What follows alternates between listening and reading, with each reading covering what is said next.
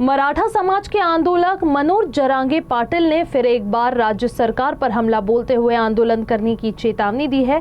जरांगे ने कुणबी प्रमाण पत्र दिए जाने में हो रही देरी के आधार बताते हुए आंदोलन की बात कही है। रविवार को मुख्यमंत्री ने इसी भूमिका को लेकर सरकार की ओर से प्रतिक्रिया दी और बताया कि किस तरह से प्रमाण पत्र दिया जा रहा है।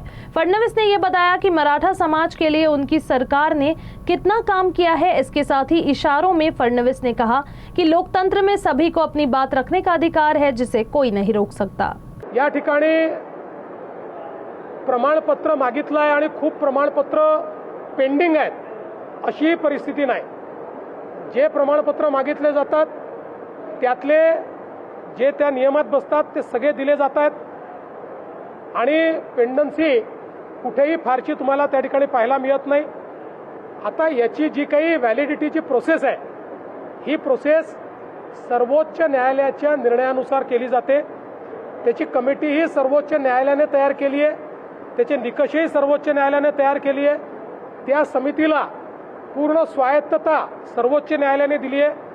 ते काही राज्य सरकार त्याच्यामध्ये हस्तक्षेप करू शकत नाही।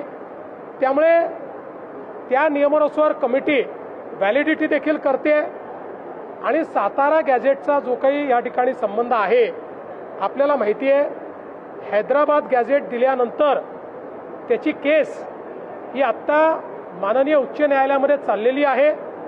अजून त्या केसचा निकाल लागलेला नाही।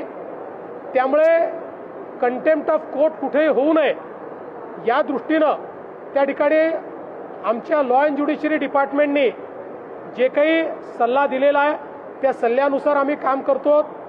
कुठेही मराठा समाजाकरता आम्ही केलेल्या योजना स्लो केल्या नाहीत, बंद केल्या नाहीत, उलट अधिक ताकदीने आम्ही त्या चालवतो आणि जेवढं मराठा समाजाकरता मुख्यमंत्री म्हणून मी आणि एकनाथराव शिंदेजींनी केलं, मला वाटत नाही की महाराष्ट्राच्या इतिहासात कुठल्याच सरकारमध्ये झालेलं आहे। तथापि लोकशाही आहे, प्रत्येकाला मत व्यक्त करण्याचा अधिकार आहे, त्याला तुम्ही थांबवू शकत नाही।